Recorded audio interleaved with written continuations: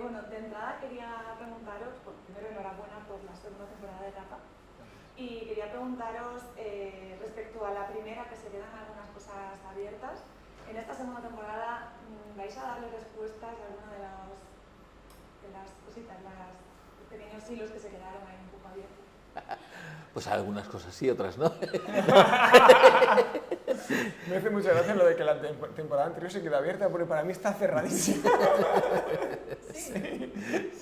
Para nosotros escribimos como esto es una temporada cerrada y si no hubiese más temporadas de Rapa, esta ya está. Sí, Hemos continuado elementos de la primera, ¿no? claro. No, y para nosotros era que continuaba porque continúa la vida de estos personajes, ¿no? Pero sí, entonces, y realmente lo que yo creo que el gran motor, por lo menos a la hora de pensar la segunda temporada, era, vale, ¿y estos dos qué? ¿No? ¿Estos dos qué? Y responder a estos dos qué era lo que esta temporada, ¿no? Vale. Sí, bueno, yo de hecho, después de ver la segunda... ¿Has podido verla entera? Sí, he podido verla entera y ha sido como, bueno, me dan dudas de la primera todavía. Eso es que eres más inteligente que nosotros, ¿no? Somos más básicos, entonces como... O al contrario, cosas que no he pillado.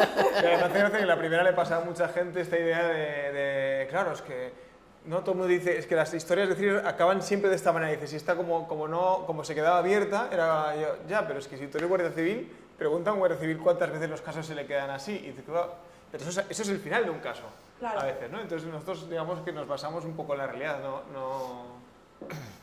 Sí, bueno, respecto a eso yo tenía una pregunta también. Habéis trabajado con el tema militar versus los guardias civiles. ¿Cómo ha sido reflejar este conflicto y la realidad del cuerpo militar y el cuerpo de la Guardia Civil? O sea, la Guardia Civil ya lo teníais trabajado el anterior.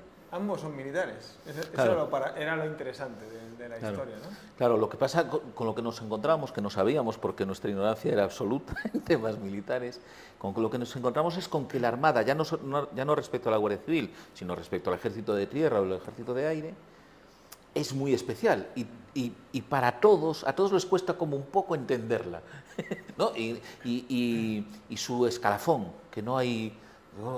Hemos terminado la temporada y yo sigo liándome con si es más capitán de fragata o capitán de navío o tal. Pero incluso en lo que es la disciplina, lo que ellos llaman sus valores, es algo como muy particular a lo que no un guardia civil, sino cualquiera, nos cuesta mucho adaptarnos, nos cuesta mucho entender, ¿no? Y claro, era lo de que de repente Maite se vea obligada a entrar ahí, a funcionar en un mundo con unas reglas que no ni conoce ni acaba de compartir ni nada, ¿no? Eso era una razón muy poderosa para meternos ahí, ¿no? Que es muy interesante porque claro, ella es teniente y ella es militar, de la Guardia Civil también es un cuerpo militar, entonces va al almirante, ¿cómo puedes presionar a un almirante cuando estás en un rango inferior? Y a la vez la propia justicia, porque hay una justicia militar que es diferente a la justicia civil y entonces, bueno, de hecho estamos documentados por jueza militar real, por todos los militares reales para poder, ya solo por cómo se hablan, cómo se saludan, qué obligaciones tienen unos con otros, reflejar eso bien supone todo un curro. Claro, yo veía que tenía que haber todo un proceso de documentación ahí porque no es algo muy conocido a nivel popular. Claro. Y la generosidad de ellos que participaron, nos ayudaron con el guión y luego en rodaje todas las dudas específicas que tenían los directores para hacerlo bien, ¿no? Sí. Respecto a esta segunda temporada, ¿qué nos podéis contar sobre las nuevas tramas que aparecen, los nuevos personajes? A ver, sobre los personajes estaría lo de... Yo creo que eso, que nos pasamos aún más que en la primera temporada de número de personajes, ¿no? Fran los contó y 46, 48, no sé. Nos contó claro, producción que dijeron, oye, tíos, por favor, ¿qué estáis haciendo, por favor? Claro, pero digo, había una cosa, había un conocimiento de partida, una premisa que nos hacía estar muy tranquilos, que era, hay mucho nivel actoral en Galicia. Hay muchos buenos actores y actrices en los que podías confiar para personajes que son muy difíciles porque apenas vas a tener una escena o dos para que el espectador sienta que te conozca, que te conoce y que le importas y que se siente intrigado contigo y tal, ¿no?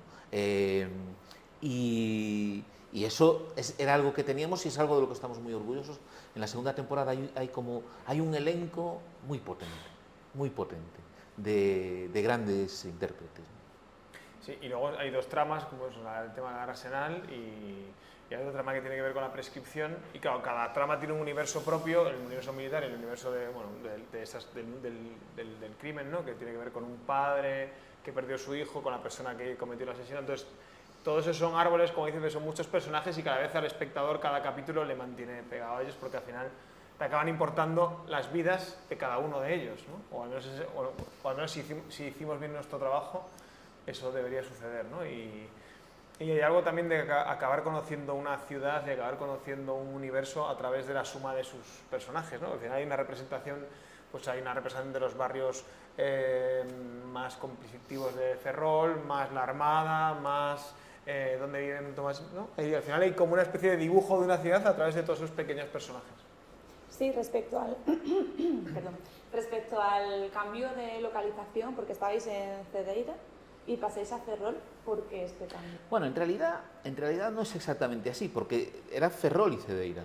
De hecho, hay un momento en la primera temporada cuando da su giro vital Maite, decía Mónica Maite, ella se traslada a vivir de Cedeira a Ferrol. Porque es donde está el cuartel.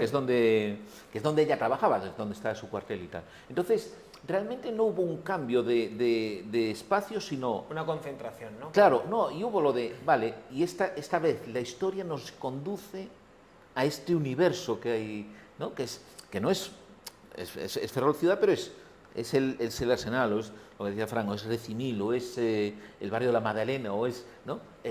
Como que, joder, detrás de cada puerta hay un universo, ¿no? Claro, si has estado en Ferrol es increíble, porque es que tú llegas y es una ciudad que, pues eso, en la zona que está abierta al mar hay un muro enorme de siglo XVIII que te está bloqueando la mirada al mar y que es el Arsenal, o sea, toda la zona del puerto es del Arsenal. Y es una ciudad que dices, claro, como siendo costera, qué extraño esto. Tiene como una serie de elementos muy peculiares que también te dices, joder, ¿qué habrá ahí detrás? ¿No? Y esa pregunta era muy interesante. Eso había actores y actrices que eran de Ferrol y que nunca habían entrado dentro, porque es un sitio que está vedado. Sí, hay un momento en que Bolaño lo dice, ¿no? Cuando entran, dice, joder, yo soy de Ferrol y es la primera vez que estoy dentro, ¿no? Incluso esa expresión, quien trabaja dentro y quien no trabaja dentro es... bueno. Entonces, sí, era lo de encontrar, pero no había una decisión de cambio de universo, sino, venga, ahora vamos a enfocarnos aquí, ¿no? De hecho, Tomás sigue viviendo en el mismo piso donde vivía. Sí. Maite no. Y luego ya, creo que queda poco tiempo, quería preguntaros, habéis hablado del elenco que es bastante numeroso, a la hora de trabajar tanto la primera como la segunda temporada, porque la primera es una trama que va como, o sea, varias tramas que se van entrelazando, en este caso vuelven a ser también varias tramas que al final tienen ciertas relaciones. A la hora de escribir, de crear, de imaginar todo este universo, ¿cómo lo hacéis? Con un poco de cuidado. Tardamos mucho en el diseño, tardamos mucho. Luego escribiendo vamos más o menos fluidos, pero tardamos mucho en diseñarlo. Sí, claro, porque hay una cosa como de estructura que es muy novelesca, pero no debe parecerlo, ¿no? Y es una carpintería que además como que no debe tapar al otro, sino que debe quedar tapada por todo lo demás. Yo creo que estamos bastante orgullosos de cómo se resolvió eso, porque efectivamente desde un punto de vista de construcción era un poco peliagudo, ¿no? Sí, era un reto bastante, no lo parece, pero es súper compleja. Es que me parece complejo, ¿cierto? O sea, vosotros entonces primero hacéis una estructura y luego a partir de ahí construís el guión, ¿entiendes? Sí. Claro. Tú llegas al guión cuando sabes muy bien lo que vas a escribir, ¿no? Claro. Si no, es imposible. Entonces empiezas en un sitio y parece que te olvidas de ello, pero luego aparece otra vez este personaje y luego hay este elemento de la primera que reaprovecha. O sea, estamos como todo el rato y sabemos que tenemos las piezas ahí colocadas, pero claro, como solo nos importa, como lo que más nos importa son los personajes, estamos todo el rato intentando que las dos cosas vayan juntas. Muchísimas gracias. Muy bien.